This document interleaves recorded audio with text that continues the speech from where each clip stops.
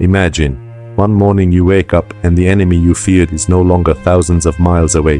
He's standing right at your doorstep, not just to visit, but to conquer everything you own. This isn't a movie plot. This is the true story of the largest land empire the world has ever seen. The Mongol Empire, rising like a storm and vanishing like dust. The birth and rise of Genghis Khan. In the cold, windswept steppes of 12th century Mongolia, life was harsh and unforgiving. Tribes wandered the endless grasslands, surviving on hunting, herding, and constant struggle. Among them, in 1162, a boy named Temujin was born. He was no prince, no ruler's son, just the child of a tribal chieftain. But fate had a storm in store for him. When Temujin was still a boy, tragedy struck. His father was poisoned by a rival tribe. With their leader gone, his family was abandoned by their clan. They were left with nothing, no protection, no food, and enemies on all sides. Hunger gnawed at them, and survival became a daily battle. Temujin grew up in this world of betrayal and bloodshed, where trust was rare and strength was the only currency. But he had something more than muscle. He had a sharp mind and unshakable determination. He began forming alliances, one friend and one oath at a time. Sometimes he fought, sometimes he bargained, sometimes he waited patiently for the right moment to strike. As he united small groups under his command, Temujin became known for his discipline.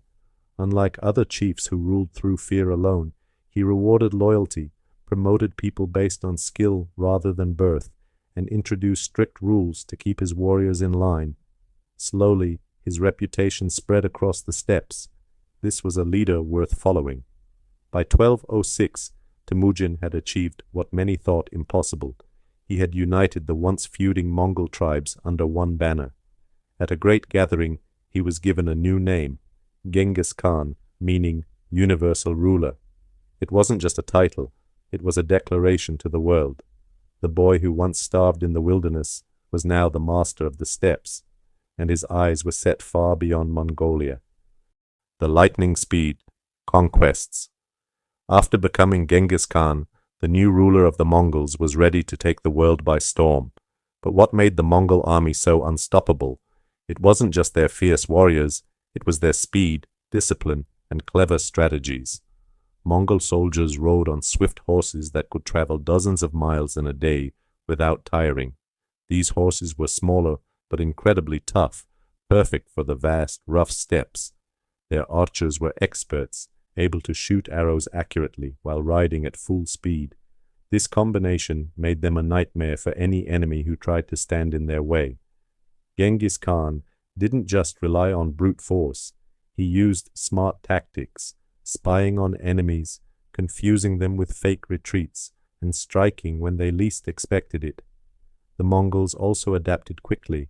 If they conquered a city with skilled craftsmen or soldiers, they would recruit them, making their army even stronger. Between 1207 and 1227, Genghis Khan led his army to conquer vast lands. They took control of northern China, crushing the Jin dynasty. Then they swept across Central Asia, defeating the Khwarezm Empire and expanding their borders from the Pacific Ocean all the way to the Caspian Sea. The speed of their attacks shocked the world. Cities fell in weeks or months, sometimes even days. Stories of their brutal efficiency spread fear far ahead of their arrival. But the Mongols were also practical. They respected skilled leaders who surrendered and punished only those who resisted fiercely. By the time Genghis Khan died in 1227, the Mongol Empire had become the largest continuous land empire in history, stretching thousands of miles across Asia and Europe. But this was just the beginning. His successors would take the empire to even greater heights. Knocking on the doors of Europe. After Genghis Khan's death in 1227, his vast empire didn't fall apart. Instead, his sons and grandsons took up his legacy and pushed even further. One of the most powerful leaders was Yesugei Khan, Genghis's third son, who became the Great Khan and continued expanding the Mongol Empire.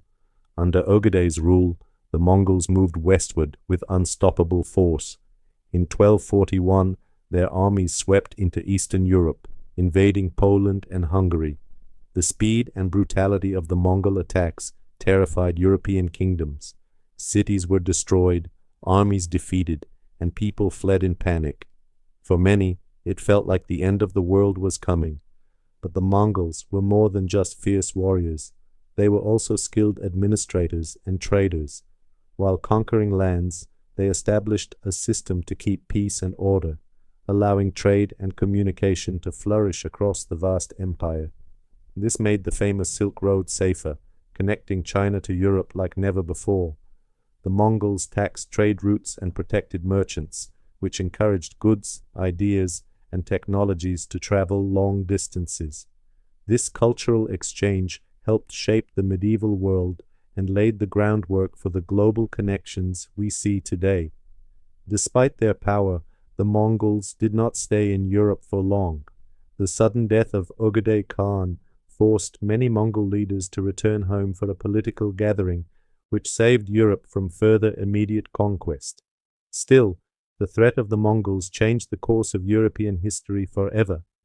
In this period, the Mongol Empire was not just a force of destruction, but also a bridge between East and West, a network that connected different civilizations, cultures, and economies on a scale never seen before. The empire begins to fall apart. Despite its enormous size and power, the Mongol Empire was not built to last forever. After the death of strong leaders like Genghis Khan and Ögedei Khan, the empire faced serious challenges from within.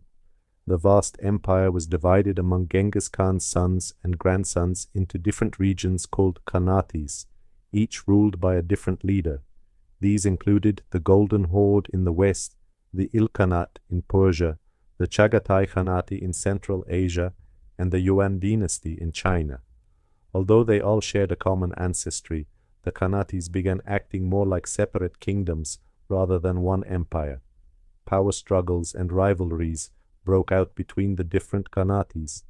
Instead of working together, they fought against each other for control and influence. This weakened the unity and strength that had made the Mongols so powerful in the first place. At the same time, many of the conquered peoples started to push back. Local rebellions, combined with the natural difficulties of governing such a huge territory, made it harder to maintain control. The Mongols also lost control of important trade routes, which affected their economy. In China, the Mongol-led Yuan dynasty faced growing resistance from the native Chinese population, eventually leading to its fall in 1368. Meanwhile, the Golden Horde lost power as Russian princes grew stronger. By the late 14th century, the once united Mongol Empire had fractured into smaller, less powerful states. The empire that had once stretched from the Pacific Ocean to Europe was now a collection of separate khanates struggling to survive. Although the Mongol Empire was falling apart, its legacy continued to influence the regions it once ruled, through culture, trade, and even politics. The lasting legacy of the Mongol Empire. Even though the Mongol Empire broke apart and lost its power by the late 1300s, its impact on the world was huge and long-lasting. The empire connected East and West in ways never seen before, opening up trade routes that allowed goods, ideas, and cultures to flow freely across continents. The famous Silk Road thrived under Mongol protection, making it safer for merchants to travel from China all the way to Europe. This exchange helped spread inventions like gunpowder, paper, and printing techniques, which would later change the world forever. The Mongols also influenced the governments and armies of many regions. Their strategies and methods of ruling inspired future leaders, while their religious tolerance helped different faiths coexist in the lands they controlled. Culturally, the Mongol Empire was a melting pot, mixing traditions from China, Persia, Russia, and Central Asia. This fusion created new art, architecture, and ways of life that still echo in these regions today. Most importantly, the Mongol Empire showed the power of unity and vision. From a small tribe in the harsh Mongolian steppes, Genghis Khan and his successors built the largest land empire in history, proving that determination and strategy can change the world. But every great empire has its end. The Mongol Empire's rise and fall remind us how power can grow quickly, but it can also fade. History teaches us lessons about leadership, culture, and connection that still matter today. If you enjoyed this story of the Mongol Empire's incredible journey, don't forget to like, subscribe, and hit the bell icon so you never miss out on more amazing history videos. Share this video with your friends, and let's explore the past together.